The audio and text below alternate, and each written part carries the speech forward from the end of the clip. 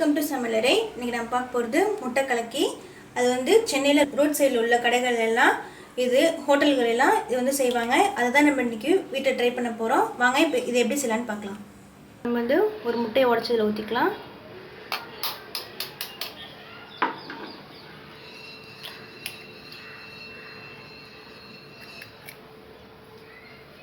இப்போ வந்து இதில் சின்ன வெங்காயமாக இருந்துச்சுன்னா ஒரு 4-5 சின்ன வெங்காயம் எடுத்துங்க. பெரிய வெங்காயம் இருந்துச்சுன்னா அதில் பாதி வெங்காயம் எடுத்துங்க. ஒரு முட்டைக்கு அது சரியான அளவு. அது போட்டுக்கலாம். தேவையான அளவு உப்பு, கொஞ்சமாக பெப்பர்,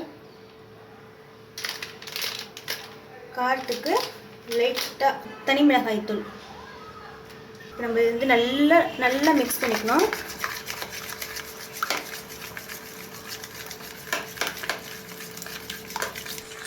இப்போ இது முட்டை நல்லா கலக்கியாச்சு.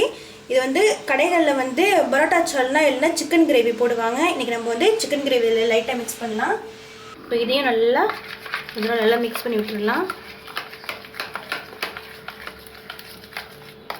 வாங்க போய் நம்ம ரெடி பண்ண ஆரம்பிச்சிடலாம். இப்போ வந்து தோசைக்கல் அடுப்பில் போட்டுட்டு அது ஹீட் ஆனதும் ஒரு ஸ்பூன் எண்ணெயில் நல்லா சுற்றி ஊற்றிக்கலாம். இப்போ நம்ம இதில் முட்டையை கலக்கி வச்சுக்கலாம். அதை எடுத்து நம்ம இதில் இப்போ ஊற்றிடலாம். ஊற்றின உடனேயே அதனால் தோசை கரண்டியை வச்சு நல்லா கிண்டி விட்டுங்க. திருப்பி விடுங்க. கொஞ்சம் கூட கேப்பை விடக்கூடாது. இப்போ இது ரெடி ஆயிடுச்சு. இப்போ வந்து முட்டை கலக்கி ரெடி ஆயிடுச்சு. இது வந்து சென்னையில் ரோட் சைடில் ஹோட்டல்கள்லாம் ரொம்ப ஃபேமஸானது. வீட்டில் கண்டிப்பாக ட்ரை பண்ணி பாருங்கள்.